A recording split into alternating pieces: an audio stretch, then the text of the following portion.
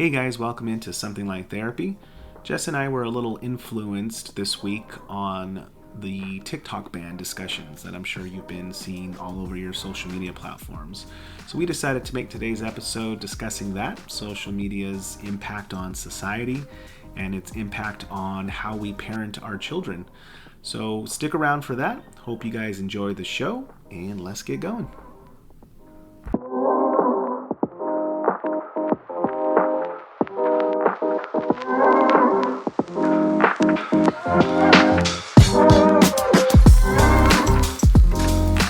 Hey guys, welcome in.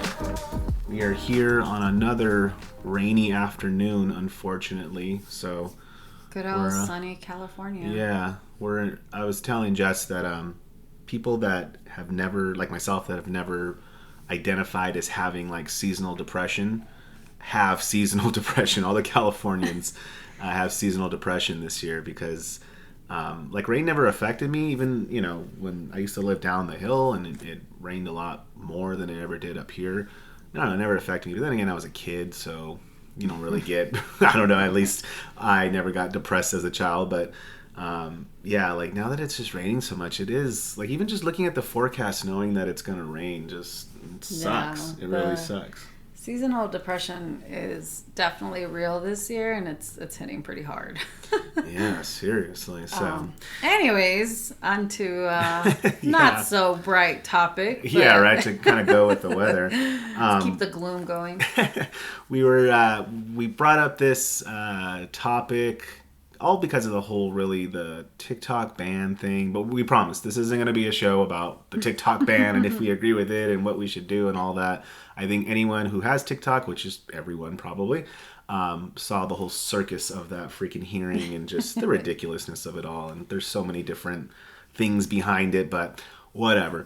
But one thing that did come up from that was that we saw in the hearing from the highlights or whatever, is that they were trying to get at the CEO guy of TikTok about, like, do you know the number of deaths of children caused by TikTok? And it's like, dude, one, how do you know TikTok caused their death? Like, I'm sure if someone killed themselves, they have, mental issues that, maybe weren't addressed or maybe they were. There's so much more that plays into that. Exactly. So, but anyways, it really made us think, and we had a conversation about it in regards to, like, it's not any social media's platform's responsibility to monitor your children, to raise your children, and to be on top of them on what they should be watching and stuff. So to kind of got our gears going and wanting to talk about social media and society, and then social media and parenting and all of that. So that's going to be what we're talking about today. Yeah, well, my husband over here jumped way ahead, but we'll start with the bullet points.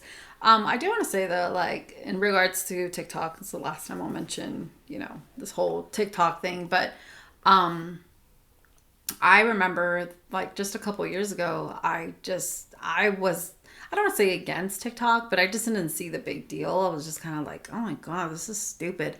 Like grown ass adults on TikTok making videos, and I just thought it was like the silliest thing, and it wasn't until I think sometime last year that early last year I started getting into it. And honestly, I kind of see why people are so passionate about, why they're fighting for to keep TikTok around, because it is a very unique platform, and it does offer a space and a platform for people to show their real selves, have a place to speak their minds without being monitored. Or there is some, obviously they monitor some things, but for the most part, people are free to share whatever they want to share.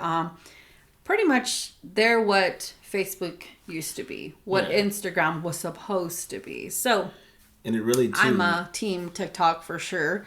Yeah, and then just being someone who like really enjoys movies and directors and all that stuff, it really is a place for young kids who, love movies or maybe want to be an actor or director to kind of like showcase their skills with acting and showcase their skills with maybe shooting videos and directing. Like there are other ways of doing it where you can post your stuff on YouTube and things like that. But like TikTok makes it very easy. And like I scroll through TikTok and I see all these like young directors and stuff, and it's like these little video shorts are like, dude, that was Super hilarious. That was great. That was shot so well. Like so. It has its benefits, but Also, TikTok has shown me how much I don't know how to dance. So I don't know if well, these Just Dance showed me. kids But or like these people.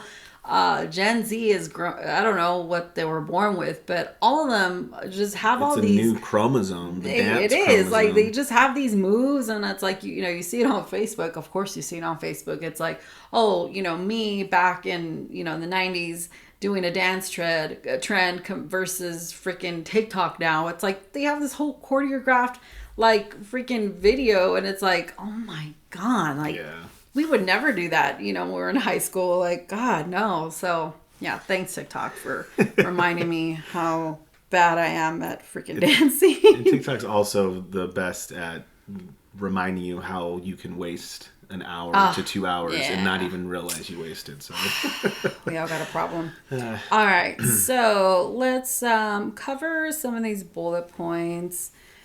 Some of them might sound a little repetitive, but I think we can highlight certain points that we want to make, with these questions. So hang there with us, guys. And we are going to be sharing some a personal part of our story.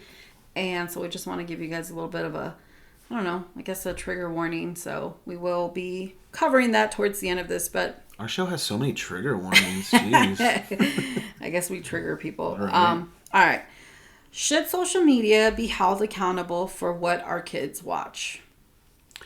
Yeah, I mean, I think when Jess told me like, oh, this is going to be one of the question or one of the bullet points, I was like, should we even do that? Because it's like an obvious. I mean, at least from my point of view, it's like an obvious like no, because I don't know. I'm not saying I'm the greatest parent or whatever, but like, why would I think any social media platform should be responsible for like, what my children watch? So, but I mean, I think as a social media platform, as something that does go out to the whole world and can get millions, if not billions, of views.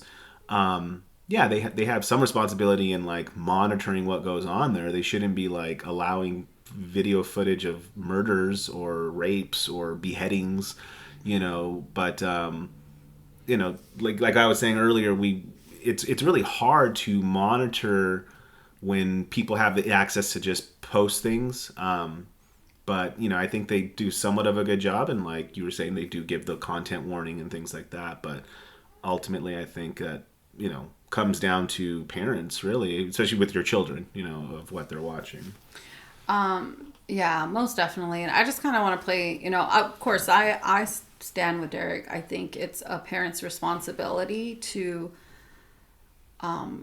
watch over your children, keep track as much as you can about what they're watching, what they're listening to, their interest, get to know your child and get to know the things that they're interested in. But I'm going to play devil's advocate for a little bit. I understand that as parents, it's our responsibility to raise our children. But I do believe that, and I know as our personal experience, that we've tried, for example, our child has a smart TV in his room. And we have tried every way possible to block YouTube.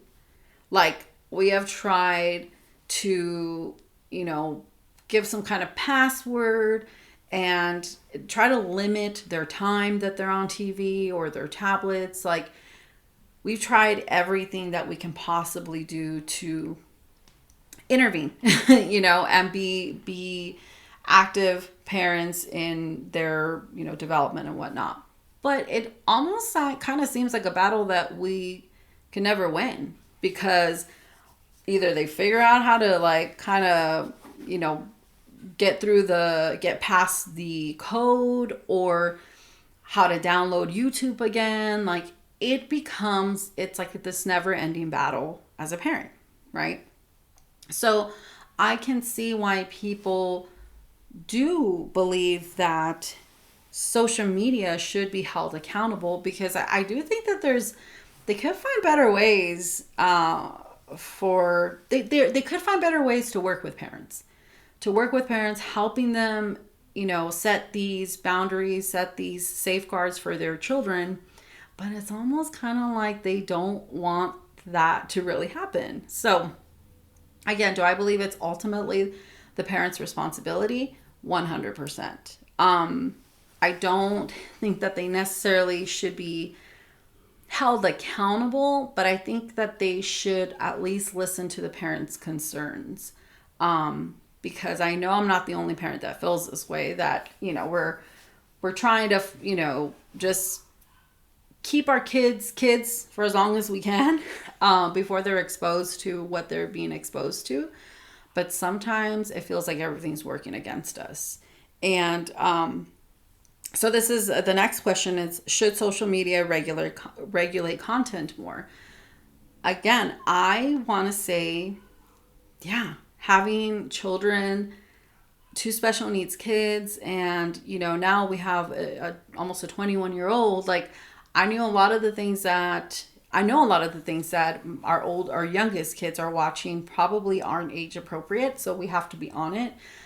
I'm pretty sure our oldest was probably exposed to a lot more that we were even aware of. So I think in that sense, like I said, I think they should be not necessarily held accountable if something happens, in the sense where, like you said, challenges, like, if there's like a stupid challenge going around and a child gets hurt, like, hey, like, again, parents, what are your kids watching? What are they doing outside? Like, why are they climbing that tree? Or why are they, doing something stupid? Like, keep an eye on your kids. So, but I think maybe helping the parent out a little bit with, if they see some type of, either challenge or whatever that's trending at the moment, and it seems like it could be dangerous, send some kind of, flag alert to, I don't know, like a parent, or, let it be known, like, be louder than the challenge.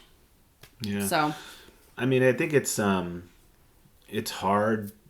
I don't know, for these platforms to do the content rating, just because we've seen it where we'll be on, like, YouTube Kids, and there's videos that pop up that are like that shouldn't be on the YouTube Kids. Like, that literally violates what the restrictions are for.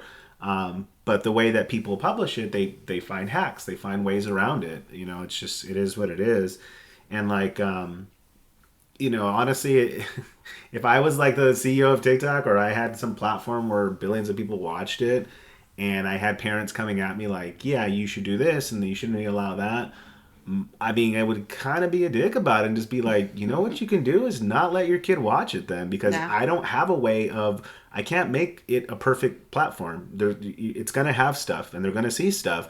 So if you don't want to even take that little bit of chance that they might see something, then just do your job and don't let them watch it. And that's the thing. Like, when you have little kids, you really can. Now, obviously, when you get into, are you going to be a parent that's not going to let your kid, your 14, 15, 16-year-old not have a phone because you're like, well, I don't want you going to TikTok? Like, unfortunately not. Like, you're going to get them a phone more than likely, and they're more than likely going to download something, especially something as famous and as big as like TikTok.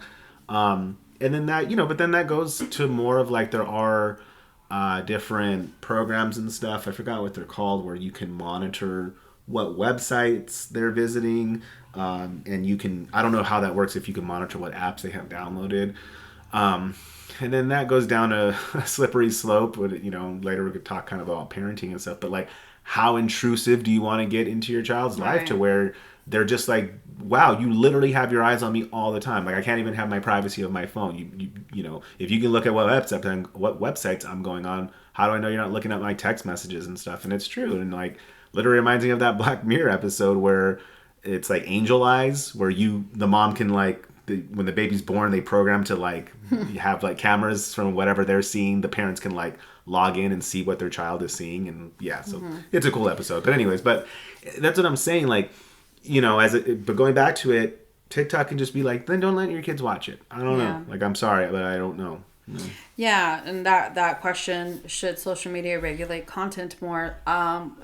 Just like you said, kind of to tag on to what you said, I think a lot of parents nowadays, and we just talked about this, it was in regards to something else, but we're talking about how parents are trying to be more friends than an actual parent, Exactly. So what happens with that is now they transfer the responsibility to an outside source, right? So now they're expecting social media to be that that voice of authority of like, hey, no, you can't watch that. Hey, you shouldn't be watching this. When really it's the parent. But parents nowadays, and I see it more and more, I see young kids.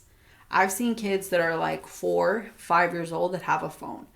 Why in the world do they need a phone? I don't understand it. Yeah. Now, I get that a lot of people, it's like a safety thing. My child should be able to call me in case something happens. I understand that. I understand that. But the problem is that you are giving this little individual that, mind hasn't even began to develop, so much information at their hands. And the way that I see it now, I have a really good friend. She's a little girl. That little girl's so freaking smart. She can grab my phone and just like navigate through my phone like nothing. It blows my mind. So that tells me that they're so much more advanced than maybe our older kids are. So it's even more advanced than what we were at that age. So that tells me that you are trusting your child with something that can ultimately really damage them. So again, you cannot expect social media or any other outside source to replace you as a parent. It's just it's not realistic, and I don't think it's right. Yeah, because you're giving them access to, and I think you mentioned the bullet points, and I thought I was going to bring it up a little later, but in regards to like, by giving them a phone that has internet access, that has access to apps and things like that, and you allow them to, I don't know why a 4 or 5-year-old you would allow them to have like a TikTok or a Facebook account or something like that, but what I'm saying is, like, even with teenagers, if they have an account like that, now you're battling, even if you are a parent that is, active in your child's life, and you're, trying to give them wisdom and advice and things like that. Before, back in the day, like, our parents would give us advice, and the biggest thing they had to like worry about was like kids at school or the friends you're hanging around with to give you like bad advice. So you want to teach your kids about the birds and the bees. I want to do that before they hear it from Johnny down the street, who's going to tell them all kinds of crazy, lewd, nasty stuff. Now it's like, now you're not just battling Johnny down the street. By giving them access to be able to talk to people all over the world, you're not battling the 7-8 billion people that are in the world, like, that are going to maybe tell them wrong advice or wrong information or, just lead them astray. So, like, I don't, we wanted, and again, it's been different because of our special needs boys, like, one, they just, I mean, I think our youngest probably would like, if we were like, if you want a phone, like, yeah, he would, I want a phone. Oh, yeah. But the thing is that we, we're obviously not going to get them a phone, I don't know, till ever. I don't know. Like, I seriously don't know. And that was obviously a different case with our oldest. And again, different case because, one, our oldest doesn't have any, no issues in the sense of like autism or delays. Yeah. And then two, like, even when he was still younger, there wasn't TikTok, and Facebook was there and stuff, and Instagram, I think, yeah, but I don't know, they were still growing, it's not what it is. And it isn't the big machine that it is changing. now. It was still very much a very for me, like, Facebook has always been kind of like something for older people. Like, now when it first came out, that was everyone's. Yeah. All the young people were on Facebook. I guess, yeah, it was. But I think it was just very different. I don't know. For me, like, I remember MySpace was just like totally different. A really different thing. That to me was a totally just very much marketed for the youth and, people to talk about anything and everything. When Facebook came by, it seemed a little more regulated and then kind of seemed to be monitored a little bit more. So there was, challenges that came up and stuff, but they were kind of shut down a little bit more because Facebook is very much watched, like all the time, So, but that goes into a whole other topic of like privacy and, freedom of speech and that, so that's none of those, like, not to bring up the whole ban thing, but like none of the social media platforms, there is no privacy. Like, but that's not even just with social media. It's like your phones, your TV. Yeah. Your TVs have cameras and stuff, and like your phones have cameras. Like, yes, there's no privacy. Trust me. They're listening to you. They're listening to us say this right now. Well, we're gonna post it on the internet too, so they'll for sure be listening. But no, for sure. All right, so kind of goes into the next question. Do you feel since the boom of social media, it's been oh my gosh, did I write this right? It's been impact has been positive or negative on society? So pretty much, does social media impact society in a good or bad way? Right. So has its impact been positive or negative on society? I mean, I think, again, like when it came out, like the first things, MySpace, and then Facebook, and then Instagram and stuff, like they were designed to connect people, just like the internet was designed to connect people and make conversations easier. And it did. Obviously people reached out more. You connected with like old friends, maybe from high school or from your childhood. You were able to keep in contact with family members easier. So yeah, it was positive. But like anything else in the world or in society, like it gets corrupted. It just does. Like anytime you give access to be able to get so much information at once, it can just lead to bad things. So I would say from the time that it was positive and good versus the amount of time now that it's been, in my eyes, bad and had a negative impact on society, the negative impact is there's been a higher percentage of time that it's been negative, because I think right now it's negative, and it's like just because it's doing, like you said, what some parents that are just like, I don't know, let TV, let social media freaking raise my kids. Like, I don't want to do it. And, but again, you have parents like that I feel like us, where we are trying to, and even with our oldest, we're trying to, be active in their life and know what they're doing and stuff. But again, it goes back to what I said before. All we had to worry about, or at least our parents had to worry about, was like our friends influencing us in the wrong way. Now we're battling, hundreds of millions of people that are influencing what our kids see. So yeah, and a lot of the stuff they're seeing is bad, So I think it really has impacted in a negative way, and even more so, it's negative in the sense that it's made everyone weirdos, and it's made everyone introverts, and we have a whole, Generation Z of introverts where they think it's normal to just be stuck to their phone, and they think it's normal to text someone instead of calling them. They think it's normal to, FaceTime someone instead of like, let's go out and hang out. Like, no, it's called just FaceTime you. Like, that's if you FaceTime someone, that's a big step. Yeah, it's a big step that you're actually even doing that. So it's impacted us in the sense that it's really making us not like I said, it started out to connect people. It's making us not. It's making us isolated, if anything. Right. Like we connect via comments on Twitter or Instagram or whatever, but that's it. Like people hide behind a screen and a tablet or a phone, and there's just no interaction. Like it is so strange. And there was like, how funny, I'm like, oh, there's a TikTok. There was a TikTok I saw where this lady was filming these kids outside, her neighbor's kids, and she was like filming them. And she's like, I'm pretty sure their mom told them to go play outside. And she's like, look at these little weirdos. They don't know how to be outside. And the kids are just standing there. One of them's like playing with a bush. Like he's just hitting the leaves. The other one's doing like a dance thing. And the other one's just standing there. And she was like, they really don't know how to play outside. And it's like, it's true. Like kids don't know how to be outside anymore, thanks to social media. What I believe is that I think, was its impact positive or negative? Honestly, I think it's completely up to you what kind of impact it has on you. As a society, Yeah, I guess you can say it has been a negative impact on society, but I think that also kind of takes away the responsibility as an individual. Because I think, and this is again, this is why I go back to the whole there's no damn reason why a little child should have a phone. And the reason why I say this is because even there's been times where our younger kids have our this is how I found out about TikTok. Our youngest, I let him use my phone, and I didn't realize, but he had created his own TikTok. That's right. Okay, Man. this is a special needs child. Okay. And he had created his own TikTok, and I started seeing the videos, and I was like, oh my gosh, when the hell did this kid create? I didn't have the app on my phone, I didn't have anything on there.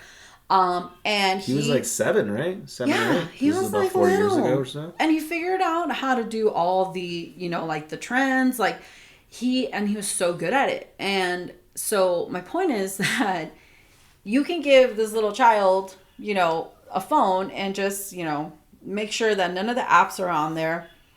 I don't know. For me, I feel like Apple makes it very easy for kids to just download whatever they want. I've had passwords put on there. Somehow they were able to bypass because with them. your Apple phone, if you're logged into your Apple ID, that's it. That's all you need. So again, I'm sure there's a way. I know there's like certain phones that are like made just for kids, and that they can't have any apps on them or whatever. So if that's what, as a parent, that's what you choose to do, then hey, that's an awesome. I'm glad they finally come up with something like that. And that's really quick. That's what I was going to say for the parents that maybe are out there screaming like, well, look at all the school shootings. I want my kid, even if they're in kindergarten or first grade, to be able to call me if something's happening. And I 100% agree with you. Right. Then get that kid the freaking jitterbug. Get that kid the LG 8100 that flips open and there ain't no apps or anything. Like there's ways to where I just want you to be able to call and text me. You don't need to get them the freaking. And they even have like walkie-talkie watches now. Yeah, where they can just hit them with that old Nextel. Like where you at? So so again, I think it goes back to just having some common sense. I think again, like as a society, like now we just want to transfer over responsibility to someone else. So it's like, okay, yes, we've been negatively impacted by social media, but why is that?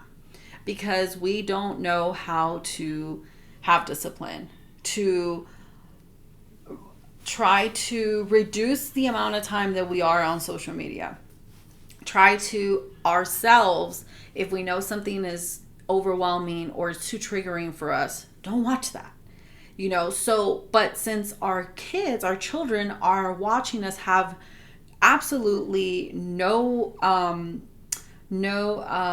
boundaries, or watching us and not have any, what's the word? Like we're not limiting our time to our social media or screen time. Why would they do that? Yeah. Right? So we're just sitting there on our phone scrolling.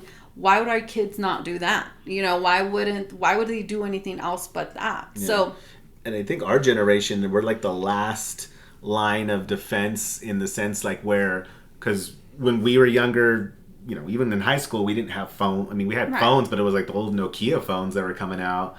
But what I'm saying is like we're the last line of defense where we still can like show our kids, no, you can still do this and be outside. It's like once it passes on, like even our oldest son generation, like they were born into already having electronics and phones, that how would they even know then to teach their kids any different? And even and then our younger ones even more so. Like for the really young generation, they don't know anything else. And why would they even have the notion to teach their kids like don't be on a tablet or don't be on a phone or don't be in some sort of app or whatever, because they don't know any difference. I remember we were just talking about this the other day. We used to work for a cell phone company. We were like techs, and this is when smartphones started to just come out. I was the Envy. I think it was the LG Envy, and it wasn't even a smartphone. Those weren't even really smartphones. Yeah, they just had games and access to internet, and so you had access obviously to the internet. It was in more which advanced. Then you could I think watch videos on. We were able to watch videos. I think that's when YouTube kind of started maybe coming out more. And so, anyways, so there was this particular coworker of ours was on his phone all the time, like every single moment he was on his phone. And I remember us looking at him like, you know, we would go out or whatever, and then he would be on his phone. And I'm like, what a freaking weirdo. Like, why can't he just not be on his phone? Like, freaking just talk to us, socialize with us. Yeah, they were the weirdos at the time. They were the weirdos. Because it was like, no one's on their phone like that. Right. Something's wrong with you. No one's like that. We were still very much about, you know, interacting, like socializing. And this particular coworker was on his phone all the freaking time. And I thought it was so fucking rude. And I thought that, you know, he just, what? Like, he just thought everything else going on in his phone was so much more important than us, you know? Fast forward to, what has it been, like, freaking 15, 16 years now. And I'm like, wow. The people that are actually going against the grain and not sitting at the dinner table with their phone, they're the weirdos now, you know, and it's changed so much. And I think we were privileged enough to still live in that world of like where we weren't so consumed with technology. So it was like cool, but we got to see the transition, and now we see, and we are actually falling into that whole being all about our phones. And it's because, you know, just things change, times change, but it should be, millennials should know better. We should know better. Our old asses should know better. And that's what I'm saying. Like, for me, whether it has a negative or a positive impact, it's up to you. It's up to you how you want to use social media. There's so many good things that you can do on social media. There's so many funny things that you can do. You know, there's moments where we can be feeling down and we just see a funny ass video and we're like, oh my God, what will we do without social media? You know? I mean, even in that, like, we should not, you know, not be influenced so much where that changes our mood, because it can go the other way also, right? But I think that ultimately it's your responsibility how you allow anything to affect you. And society doesn't want to take that responsibility anymore. They just like, well, I saw this, and, you know, it really influenced me to do this. And it's like, okay, but why? That's called immaturity. That's called taking no accountability. You know, that, I mean, think back to with the first big the Columbine shooting. Yeah, they literally blamed it on the Matrix because they wore black trench coats and had a bunch of weapons. So it was the Matrix's fault, because the kids literally said, we liked the Matrix movie.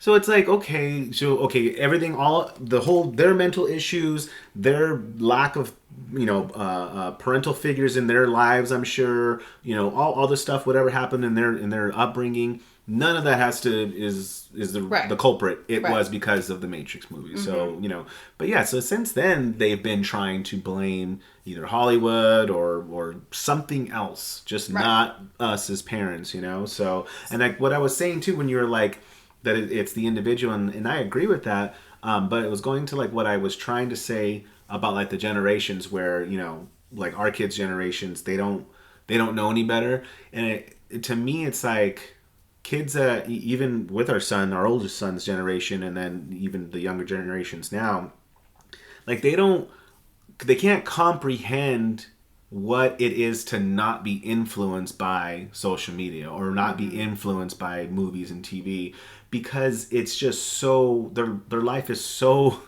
in you know, wrapped up in it, where social media is everything. Like, internet is everything. YouTube is everything. What you see, life is what you see on the computer screen, your phone screen, your tablet screen. That's what real life is. I have no idea actual real life.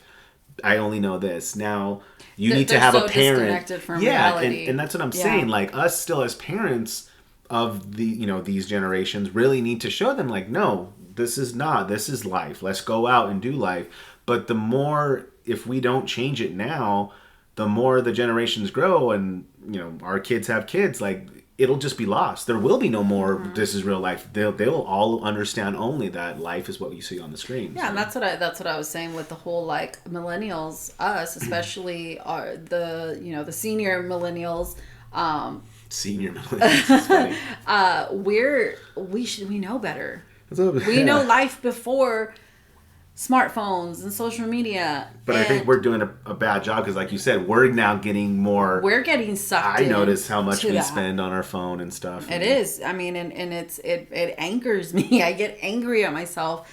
So I'm so angry and I'm so against this about being on social media. And guys, don't forget to like our page and make sure you share this on all your media platforms. But that's what I'm saying though. Like you can take that and just use it for good. For good, you know. You can use anything for and good. be Yeah, a lot more. You should use social media with a purpose. You know, it shouldn't just be empty scrolling and senseless scrolling. You know what I mean? And that's what we've gotten so caught up in. So, okay, so going to the next one. I'm really excited about this question. So, it's social media versus parents. What is social media teaching our kids? Okay, so some people might get upset. To be weirdos. So, there was I think it was for the Grammys. There was a performance by homeboy. What is his name? Sam Smith. Oh yeah. He performed the Unholy. The Unholy song. Yeah. Right? Okay. God, my internet went crazy for that one. Yeah. So this is my thing. Okay, like I'm not even gonna go into the whole like how much publicity is publicity, whether it's positive or negative. Okay, so I'm not even going to go into that part, but I just want to say there was a lot of people that were like, oh my God, I can't believe that performance. It was, and I've seen the video. Wait, I don't think it's that song. No, you're thinking of the Lil Nas X stuff, too. No. It was Sam Smith. It was a song. It wasn't the Unholy one. It was another one. But he performed the Unholy one. So anyways, here's the thing. As parents, you need to have awareness. Okay? What's out there? What are kids watching? Okay, I'm not anti anyone. Just say that, okay? I'm not anti anyone. But if the content seems too mature for my child, I'm going to say no, you can't watch that. Okay? So, why? There's people on here that were on social media and they were just up in arms. I can't believe what they showed in the performance. Okay, listen. This is the Grammys. They're going to push the bar as far as they can. That's just how it is. Because why? Because it gets them on the news. It gets them to be the hot topic. And they got to keep up. They got to keep up with. I mean, if the Grammys ain't coming out with something where it's like jaw dropping, like, oh my God, I can't believe they just showed that. Then whoever's watching that, the young generation that's watching that, and be like, this sucks, and then just go to TikTok where I can see something that's crazy. What is that, like shock? Like, what is that? Shock videos or shock effect? No, like when you get like a response, like yeah, like the adrenaline, like the. Well, yeah, it's like they want to come up with content that's going to be like shocking. Yes. Like, oh my gosh, like, exactly. And we're going to talk about this for, if not days, weeks. Yeah. So why do you think Sam Smith makes those kind of videos? Because people are talking about them. And here's the thing, like, I think that it is inevitable. Your kids are going to run into things, not even just on social media and the news. This is a funny thing because it's like people were up in arms that the Grammys showed whatever, but yet the freaking news kept showing the videos over and over. So now it's like, why don't we talk crap about the news? Like, or why don't we talk about the people that are reposting it? Oh, I can't believe this is what they showed, but yet they're freaking reposting it. Yeah. You're reposting it. So it's like, do you not think that's a little counterintuitive to what you're trying to do? How about we stop talking about it, stop giving them the attention, because all they're doing is just fueling that fire, and it's going, and it's just this domino effect where now you see it on every social media platform. Everyone's talking about it. You think you're doing good by warning, but all you're doing is just promoting. So we need to be a little bit smarter. We need to do the job of a parent. Show your kids at home whatever your values are, whatever your beliefs are. That's the job. That's the job as a parent. It is not I'm going to say it. I don't freaking care. It is not the job of your school, of the schools, to teach your kids whether whatever religion you believe in, that it's right or wrong, or whether, you know, gays should be married or not. It is not the job. It's not their job. Now, this is where I agree, where we should leave everything out of the schools. It's funny. We went to our son's old high school yesterday and have LGBTQ support group. And we just kind of laughed because we're like, man, I remember when I was in high school, that would never be okay. Like you wouldn't. I mean, it just wasn't as a person. You wouldn't because you just that's like opening Right. it to like, well, here's the death of me in high Right. school because I'm gonna be like. So my thing is here, I'm all for the support group, of course, but I'm pretty sure there's parents that walk in there like, oh, I can't believe that. I can't believe they have that support group now. Why? Why do you have such a problem with it? If you are teaching your kids whatever it is that you believe in at home, your kids should have enough confidence within themselves. I mean, yes, I know they're developing and they're growing and they're going to have questions and, you know, but that's something that you're not going to be able to control. That's something that just is going to happen. It is the part of growing. It's part of maturing, of discovering yourself. But here's the thing. You can say that, you know, you believe it or not, but I really feel that if that child or individual has any gay tendencies whatsoever, you're going to see it way before they get into high school. Okay, so I know I'll just say that's it. I'll say that about that. But to me, I feel like there's going to be a lot of things that your children are going to be exposed to, and it's going to be up to you to provide that guidance, provide that, let them know, hey, these are our values. Ultimately, when they grow up, they're going to decide on their own what they want to do or not do, you know, but it is your responsibility as a parent to show them what you feel and what you believe is right or wrong. And ultimately they discover it on their own. But to me, like this, going back to the whole Sam Smith thing, he's just doing what it's his job. He's in shock value. Shock value. That's what I was trying to say. That's what I said. You did say that? Yeah. I'm sorry. Yeah, like he's just doing what he gets paid for. And exactly, like I said, or like you said, it's publicity. People were talking about him. Do we remember Marilyn Manson? He did that years ago. He was like, let me just see the most weirdest thing that I could do and look like and say, and I'm gonna get famous for it. And what happened? Yes. He died out because people just things just started getting stopped worse. Being yeah, relevant, like what he was doing became almost the norm. Where it's like, okay, we already saw that, Marilyn. You got to come up with something different. So this is the thing. I think it's so many of these things that you're concerned about as a parent and you're so scared about. Attention is attention, whether it's good attention or bad attention. If you give something attention, it gives it that fuel to keep growing. I'm not saying to be blind and ignorant. I am not saying that.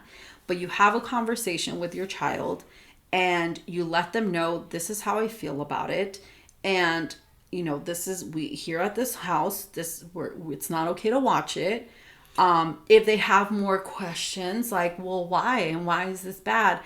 I think you need to answer accordingly to your child's, this is just depends on how you choose to parent.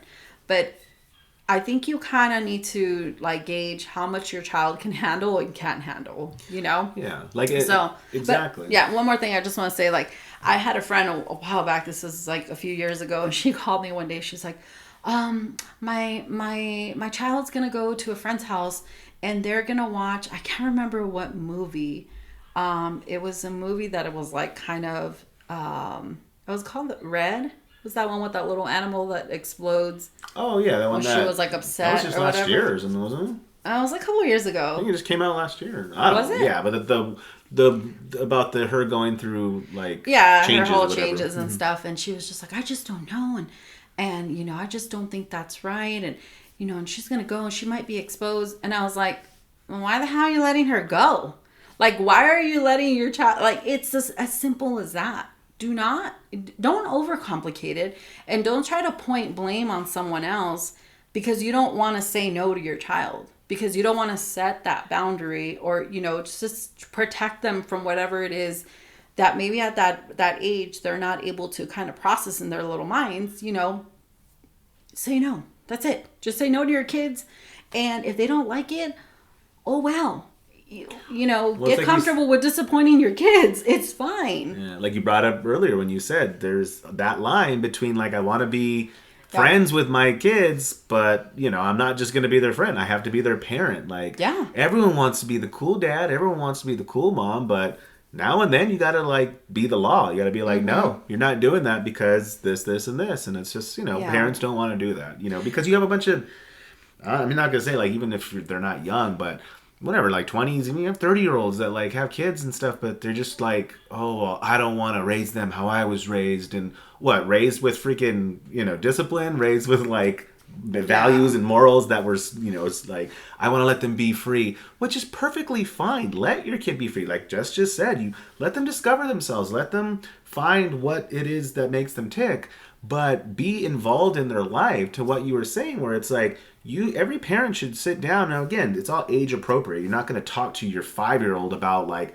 crazy in-depth transsexuals and things like that, but what I'm saying is like you have conversations throughout your kids as they get older where you explain, okay, look at, it's got to tell them, you're going to run into things, bad people in the world. There's going to be bad things. You're going to see things. You're going to hear things. Come to me when you have questions on this stuff. Don't like hide in your room and like secretively watch these things. If I see you watching, we're gonna have a discussion as to why you shouldn't, so I can explain to you why you really shouldn't. That your little mind is still developing and this and that, and like you don't want to be influenced by these things yet. Give yourself some time to grow. Hang on to your childhood. Things that we try to tell our older son, and that in their own ways we try to tell our special needs boys. But as parents, have those conversations with your kids. Be as open as possible. Don't just give don't watch that. Why? Because I said so. I mean, yeah, every now and then you need to kind of just be a firm hand of the law, but it's better to explain, because all you're going to get from that is resentment.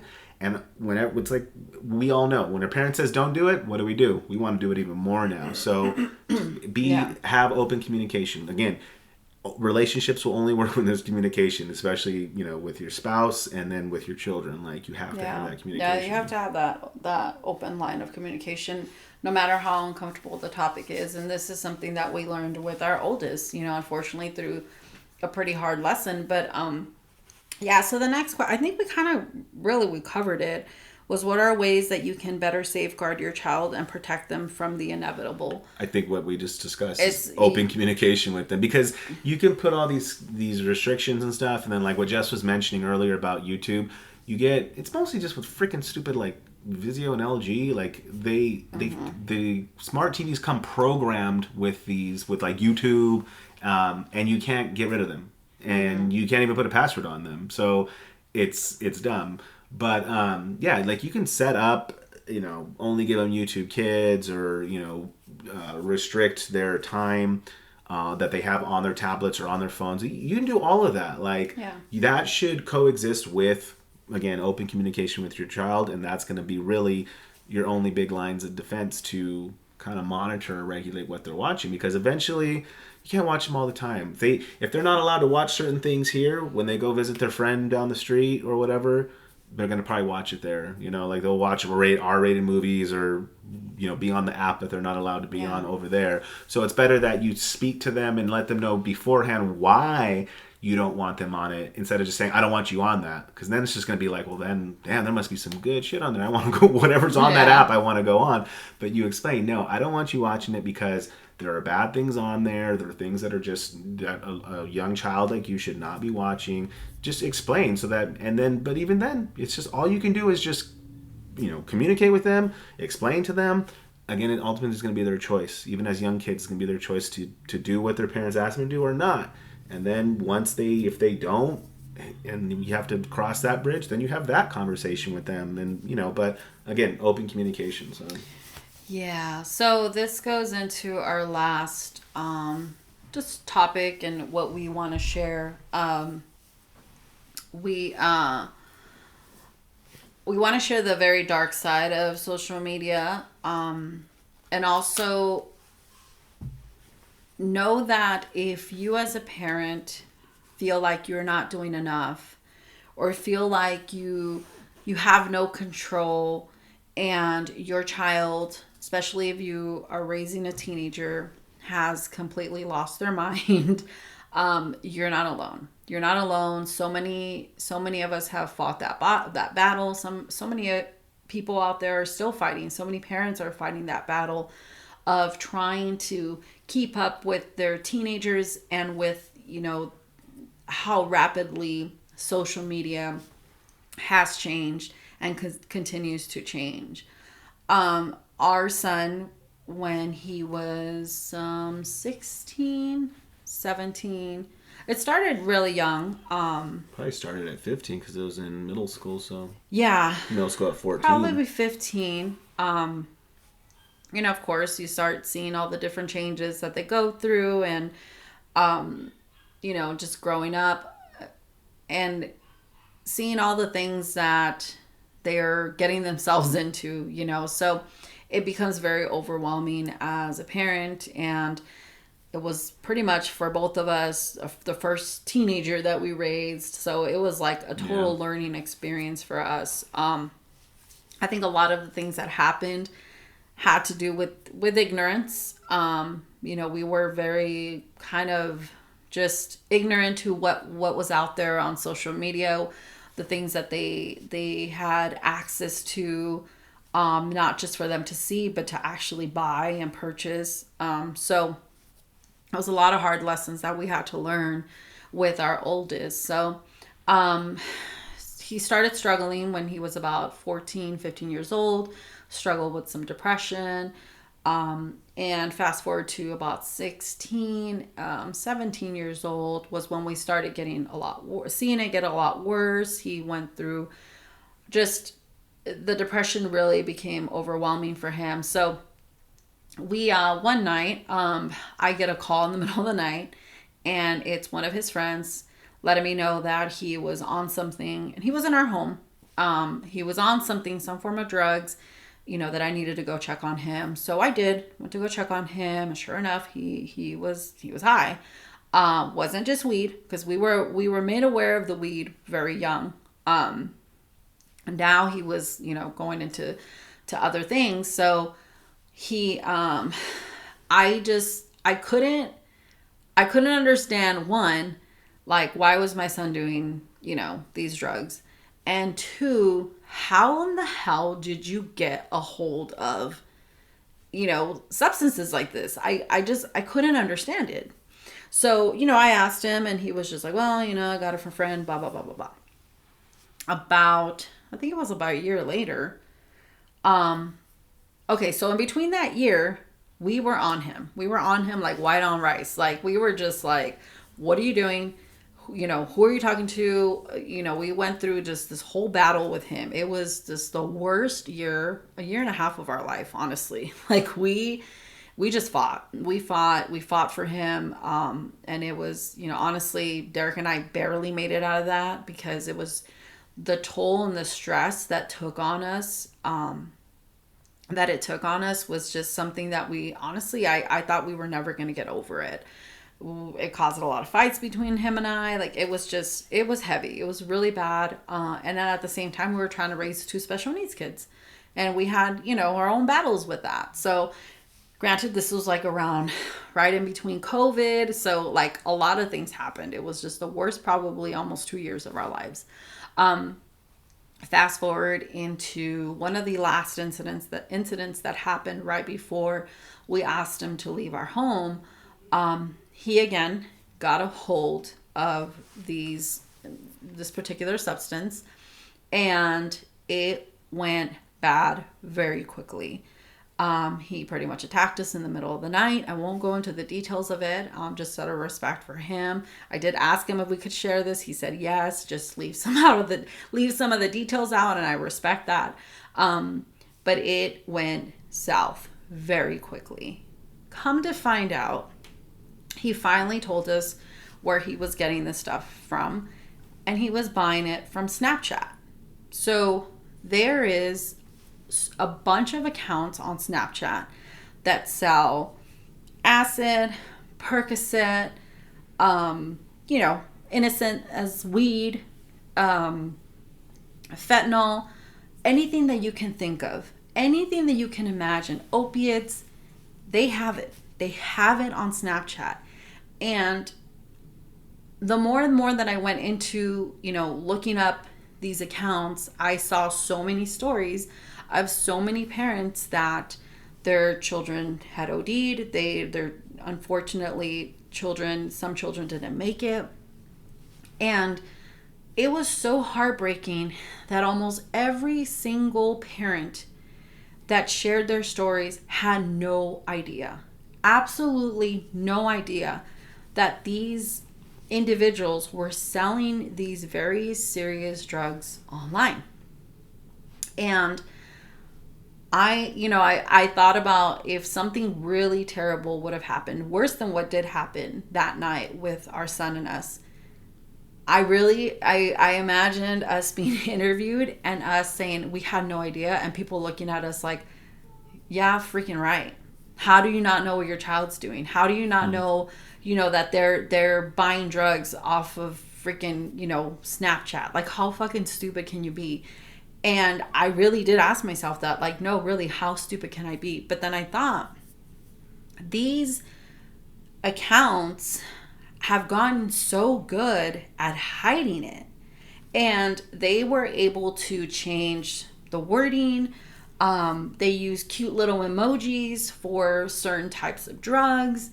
And I thought, how in the hell are parents supposed to compete against these drug dealers? There's no other way of calling them. These drug dealers that they don't give a shit.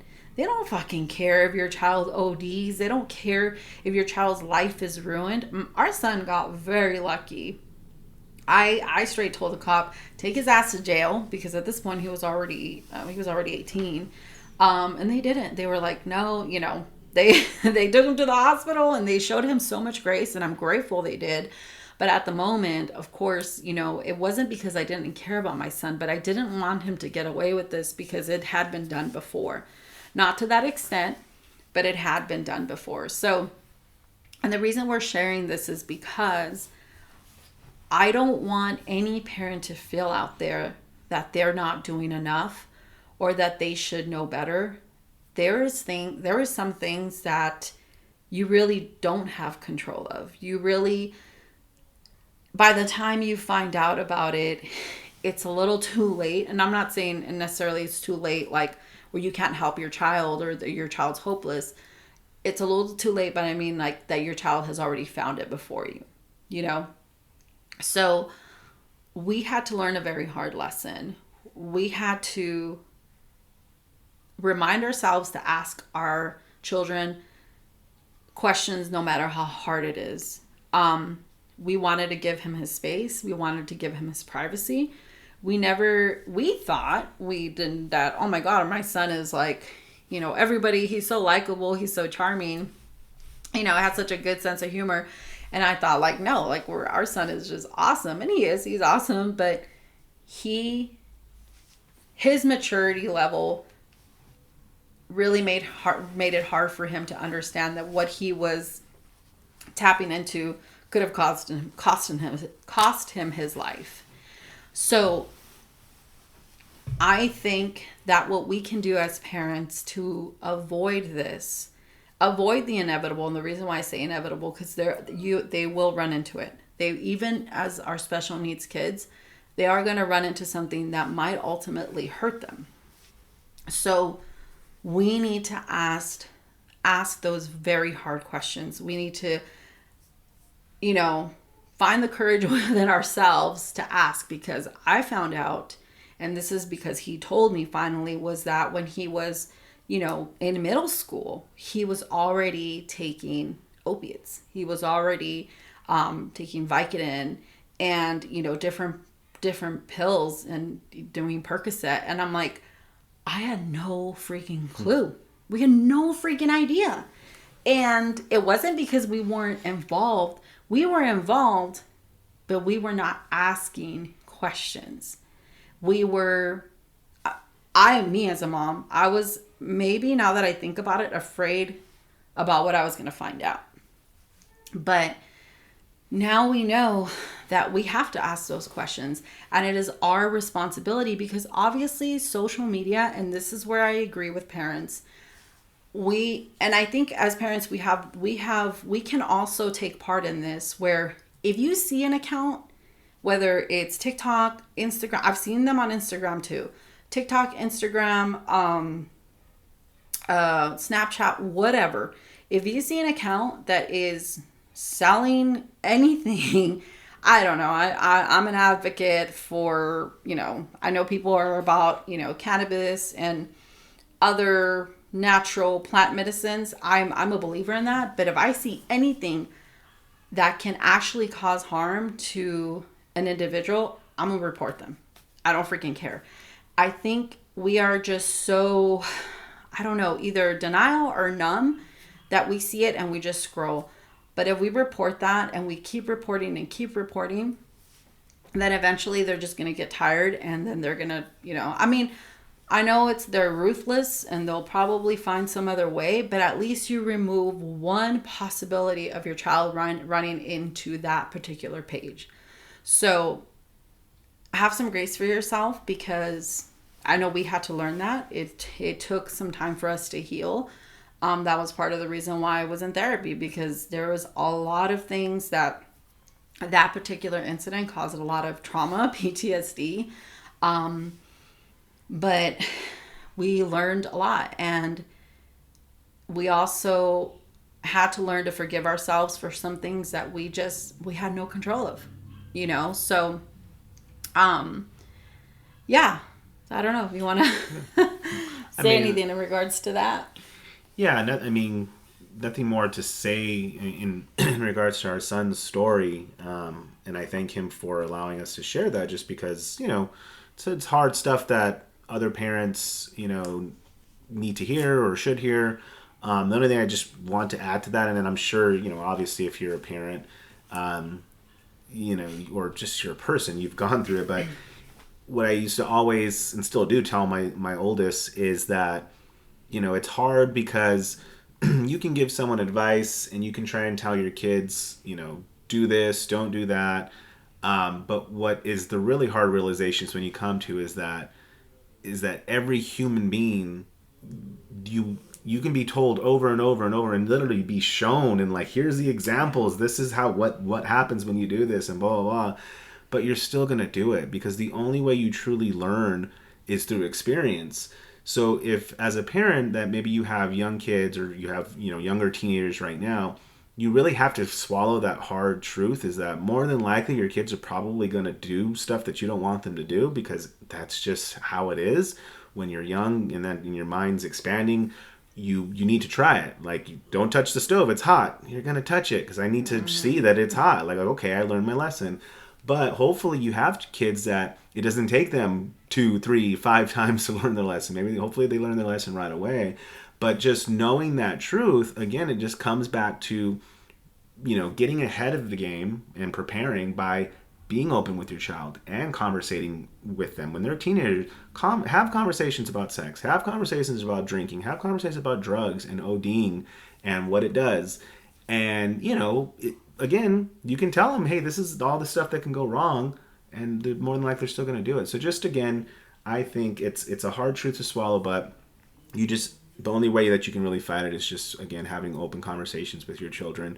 And that line of, we don't want to, because, we could have easily, like Jess said, we would have been those parents, like, I had no idea.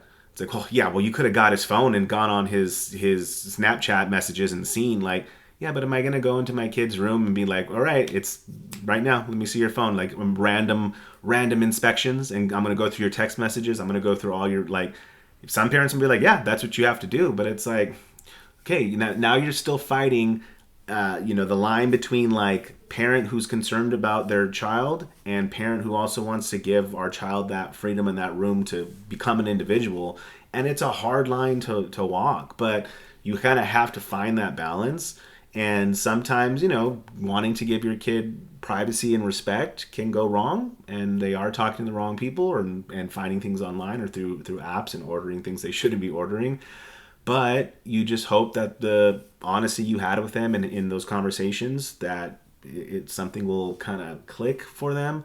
But I can't offer anything more than that beyond just like trying to be as open with your kids as possible, making it a comfortable environment to where they feel that they can come to you, with whatever they're going through. Maybe our son did, and maybe he didn't, and it's hard to say. But I think kind of tying it back to with social media and like the impact it has, again, because it's making people more isolated to where it's just me and my phone and whatever I'm doing. I don't communicate with anyone. It makes our jobs as parents even harder to like, hey, well, what's going on in your life? And they're just like, I don't know, I don't want to talk. I just want to be on my phone. I just want to be on my phone. So like we have to kind of press a little bit harder, but it is what it is, and that's just the society and time we live in. But again, we're not just battling friends and influences that we know of and we can see with our children. We're battling things that we can't even see, websites and apps and people behind saying that they're hey, I'm someone your age and whatever, but then they're just like a 50-year-old man. So it's like we don't know who they're talking to, and it makes, like I said, our jobs harder as parents. But we have to find ways to at least be involved in our kids' lives and try to fight, being walking that line of friend versus parent. So. Yeah, and I think one of the key things is giving your child enough information about any topic that they can possibly think of, for them to be able to make a decision on their own. Because I think we've learned this with our son, was that, like, exactly like you said, it wasn't until now that he's older that he's able to see a lot of things different, and he kind of sees our point of view, and honestly we see his side also now. Now that he's an independent individual and he's living his own life, we're able to see a lot of, not justify what he did, of course, but we can understand the pressure and influence that he had exactly on him.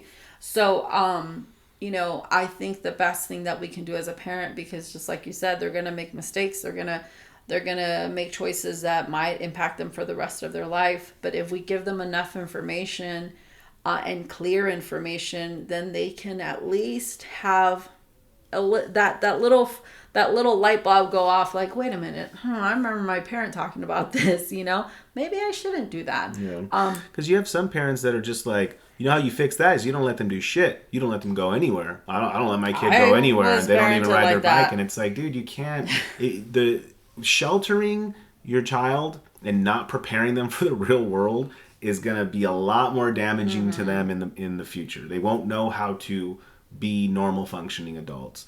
The only way that you truly prepare them is by preparing them, by letting them know this is what's out there. Watch out for this. Understand that. This is how people are. Being open with them, being honest with them, because they're going to go through it no matter what. They have to. They have to get older. We can't stop time. They're going to get older. They're going to become adults. They're going to run into it. Yeah. Unless you're going to put them in a bubble their whole life, they're going to run into drugs. They're going to run into alcohol. They're going to run into situations. We kind of learned that too when we put our son, one of our last desperate attempts was we put him in a private school, a Christian private school. And I remember when we had the meeting with, because the principal knew his situation. This was before the last incident that we had with him. But knew the situation with him, and that he had been kind of dabbling into drugs and stuff. So we shared that with him, and he was like, I want you to know that even though you're coming into a private school, we have the same exact issues and problems, if not worse, here in this campus. And I kind of was just like, oh shit, so you mean there really isn't a bubble you can put your child in?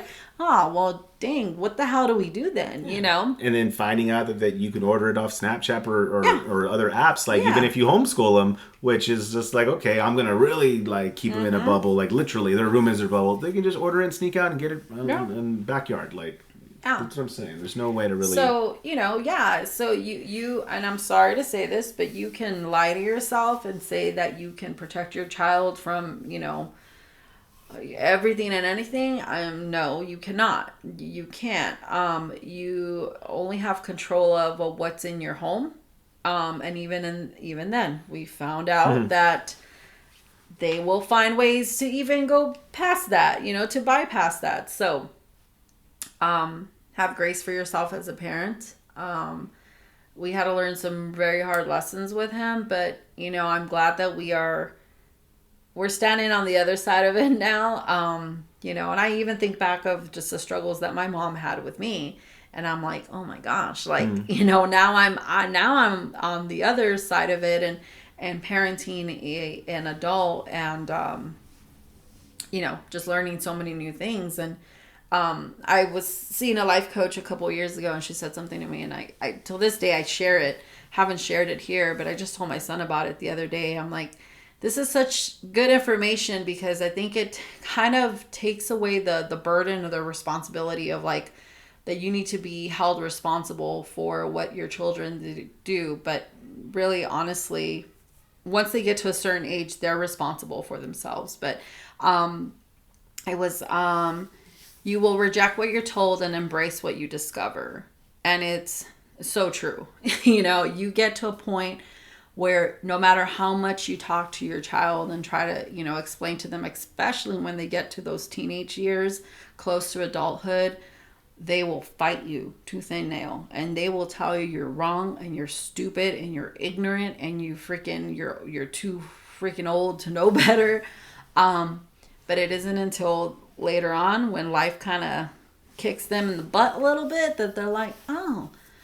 But that is because they're discovering these things for themselves. So don't drive yourself crazy. And yeah, I guess concluding, I think everybody holds a little bit of responsibility. Social media can probably do a little bit better, but ultimately it's up to us. It's up to us as parents. I agree with that. But YouTube, please make it a little easier for us to set those safeguards for our kids. Because, yeah, the fact that I can't even remove YouTube off of my son's TV, what is that about? Like, that's very frustrating. So, exactly. Yeah. So, yeah, the majority of the weight is on the parents. But again, like Jess said, I think as a society, we should hold apps and social media platforms and Hollywood and the music industry, accountable, and they know they're accountable. They're gonna side with like, hey, it's making money, we don't give a shit. Mm-hmm. But then again, that's where us as parents have to step in to just be more productive or more active in our children's lives, more involved in our children's lives. And it's like anything else. We do the best we can as parents. Mm-hmm. We're gonna fail. We're not gonna be perfect, but as long as we're trying consistently to, at least make our children, expose it to them, make them aware, to make them, smarter as they get older. That's all we can really do. So, yeah. But we'll go ahead and close out, guys. Another long one for you. Hopefully you can listen in segments if you don't got Also, I'm sorry that you probably had to hear a dog barking the whole entire time, but, what are you going to do? That's another child. Those are our other 3 children that we... But we will see you guys next time. Sorry there wasn't a Would You Rather question. We promise we're going to have one for this upcoming week, so look out for that on your social media platforms. Maybe right now, go right now into your phone settings and set some screen time restrictions for even yourself, and to not be on your phone so much. We'll do the same. But so again, have a great day, guys, and we will see you next time. Bye.